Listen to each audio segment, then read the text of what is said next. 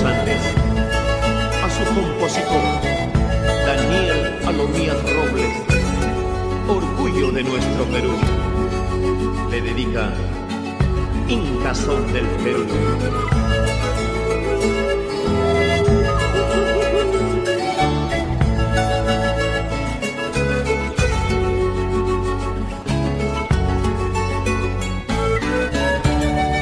Muy buenas noches, mis escuchas de este pequeño proyecto de Aprendiendo Estudios Sociales. Aquí el día de hoy con la segunda parte de los temas que vamos a abarcar, que para hoy he preparado todo lo que se refiere a las culturas de la zona inca, enfocándonos principalmente en lo que era lo pre y lo inca, es decir, lo que sucedió antes del imperio inca y lo que sucedió después y durante, puesto que todos sabemos el imperio, bueno, no todos, pero para eso estamos aquí en esta radio de Aprendiendo Estudios Sociales.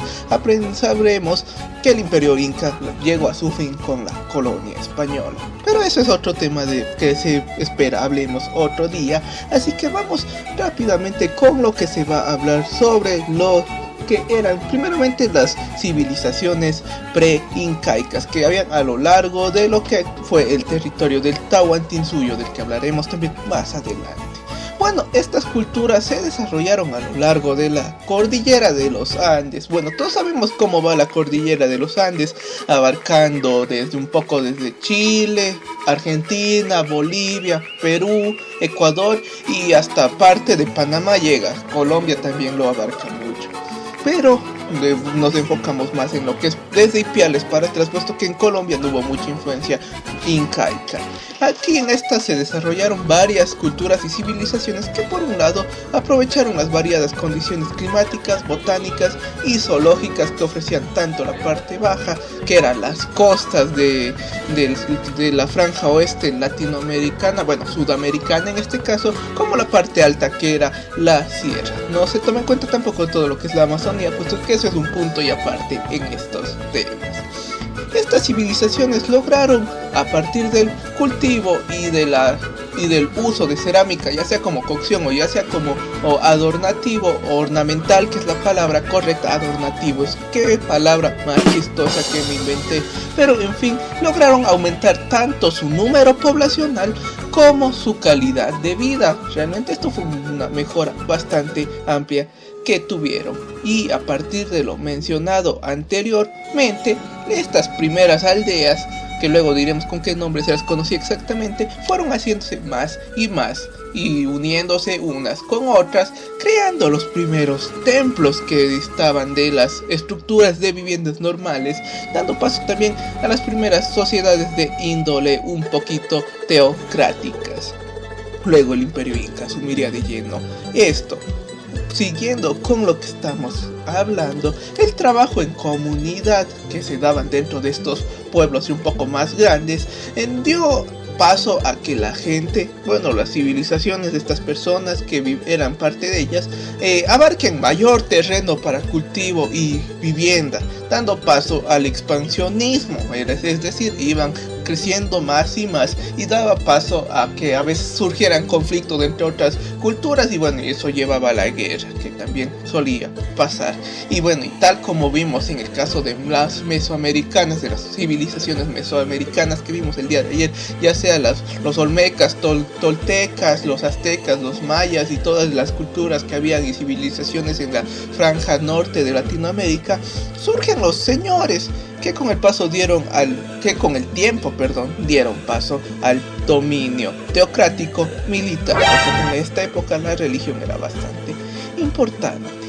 ¿De cuáles podemos destacar estas sociedades antiguas? Pues que algunas de las que más grandes llegaron a ser fueron principalmente Chavín, Tahuanaco, Moche y Chimú, que fueron las más grandes poblaciones preincas que surgieron. Pero además destaquemos una de las más conocidas actualmente, que es Nazca. Esta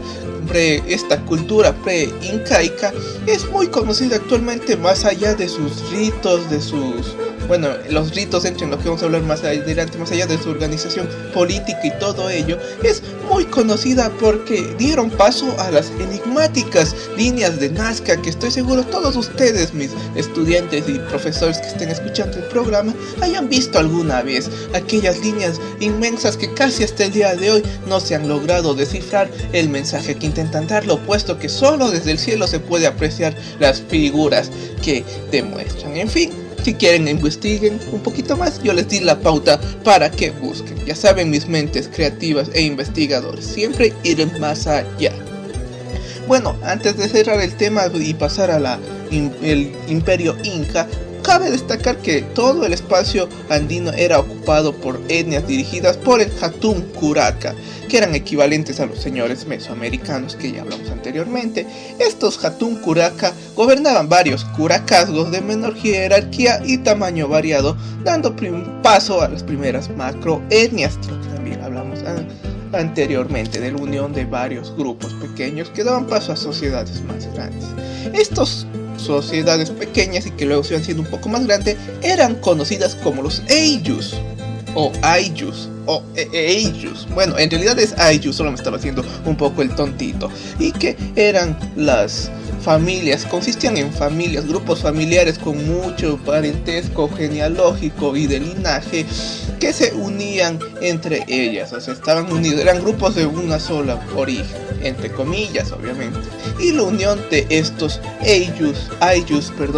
daban paso a las alianzas que fueron poco a poco después teniendo influencia en la creación del Imperio Inca, puesto que a partir de ciertos Ayllus ubicados en la cercanía del lago Titicaca surgen los primeros indicios de la civilización inca en el siglo XIV después de Cristo, es decir, aproximadamente a mediados del 1300. Vaya, son 700 años ya lo que ha pasado de la formación. Sin embargo, en ese entonces, lo que se conocía como civilización inca no era muy grande, era como otro señorío regional, había otros pueblos que estaban incluso en un nivel un poco mayor que ellos. Sin embargo, a partir de alianzas y de los recursos que lograron obtener tanto a partir del siglo XV como del siglo XVI, bueno, ya principios del siglo XVI, porque en el XVI ya llegó la conquista, comenzaron un proceso expansionista tremendo, realmente grande a lo largo de todo el altiplano que era boliviano y pasando ya la cordillera andina, yéndose hasta Chile y todo ello, lo que dio paso a la creación del Tahuantinsuyo, que era un territorio inmenso que abarcó en su máximo apogeo un total de 15 millones de habitantes, pero para el 1400, 1500 eso era bastantísimas personas. No es como ahora que, bueno, solo por ejemplo en Ecuador habemos 14 millones de habitantes. El Tahuantinsuyo tenía como límite al sur alguna parte en medio del río Maule, que está al sur de Chile, y bueno, al norte iba hacia donde actualmente está la ciudad de Ipiales en Colombia. Además, delimitaba al este con lo que actualmente se conoce como la provincia argentina de Santiago del Estero, y obviamente al oeste era con el Océano Pacífico. Su capital fue el Cusco, Perú, esta ciudad muy bella que les recomiendo alguna vez puedan conocer más allá de las imágenes, ubicada en el Perú, y como ya lo dije, tenía 15 millones de habitantes. A su vez, el Tahuantinsuyo estuvo ubicado en 4 partes, grandes en su totalidad. El primero, el Chinchaysuyu, que abarcaba la costa y sierra peruana y ecuatoriana. Bueno, en Perú era el norte del Perú, todo lo que es más o menos esta parte que se me va el nombre, bueno, eso lo veremos después, todas las ciudades que actualmente abarcan el Perú, siendo Perú precisamente el lugar donde máximo impacto tuvo el Imperio Inca. Además, había el otro sector que era el Antisuyo, que estaba ubicado al noroeste de la parte del Tahuantinsuyo, llegando a la zona amazónica del Perú. También estaba el Collasuyo, que se extendía a lo largo de la actual Bolivia, donde precisamente está el lago Titicaca, el norte de Chile y el noroeste de Argentina. Bueno, eso es un dato bien interesante, puesto que generalmente se piensa que el Inca no llegó a Argentina, siendo todo lo contrario. Finalmente, el Cuntisuyo se encontraba al sur y sureste de Cusco, abarcando todo ese sector. También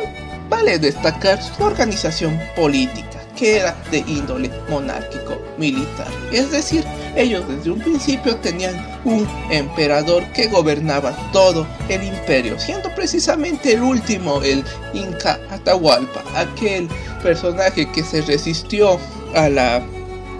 conquista española. Bueno, hay muchos datos curiosos sobre él, sobre Atahualpa. Hay teorías que lo muestran que él no fue tan buen líder como se lo plantea actualmente, pero eso tienen que investigar todo lo que fue la guerra con Huáscar y su actitud ante la conquista española. Pudo haber un cambio en la final del Imperio Inca si es que hubiese cambiado su actitud su máximo emperador, quién sabe, pero eso les dejo a que investiguen ustedes también, que recuerden, no todo se hace desde el aula, se va más allá, en este caso de la radio. Bueno, el emperador que nosotros le decimos actualmente se lo conoce como, en realidad se lo conocía como el Túpac Inca, que era el máximo que había. Ellos, el imperio Inca, a lo largo de su vasto territorio, distribuyeron sus recursos, principalmente alimenticios y de vestimenta, en lo que se conoce como archipiélagos verticales, que eran los pisos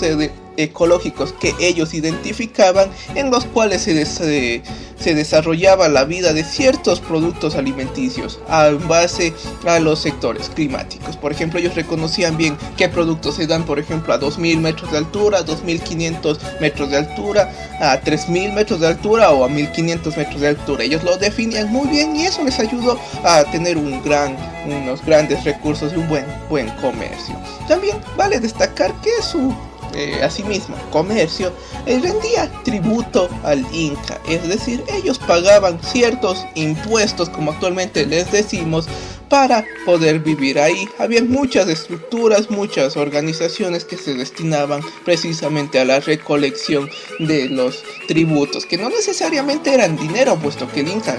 realmente no manejó el dinero, más bien el trueque, y eran los tributos. Por ejemplo, había sectores donde la gente trabajaba tranquilamente, pero cada cierto tiempo llegaba el señor Inca y daba paso a que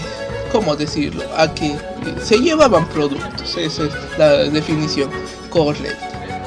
Bueno, es muy conocido también, ya cerrando el tema, la expansión del imperio Inca, puesto que tuvieron esa teoría bastante grande, pues ellos consideraron que el tener un vasto territorio les permitiría luchar contra grandes invasiones posibles, cosa que no fue del todo cierta, puesto que ya sabemos la historia que fue al final. Esto fue bastante bueno por un lado, pero a su vez fue bastante malo por el otro, puesto que tenían que abarcar demasiado territorio como para poder defender.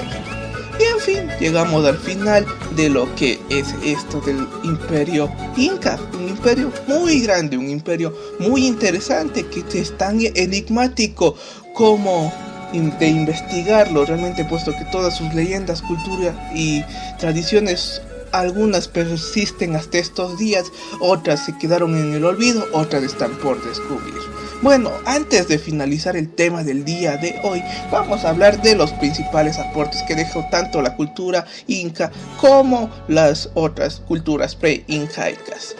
En primer lugar, el desarrollo de técnicas agrícolas, al igual que la parte mesoamericana, en la que estas sociedades desarrollaron técnicas de cultivo asociadas al conocimiento que poseían sobre los ciclos productivos de las plantas, el uso de conservación de suelos y el aprovechamiento de terrenos montañosos, sistemas de riegos, acequias y camilones. Por ejemplo, aquí es destacable que ellos, por ejemplo, actualmente una de las tradiciones es el Inti Raymi, en el que celebran el equinoccio del sol, que eso pervive hasta estos días, puesto que ellos a partir de ello podían iniciar ciertos procesos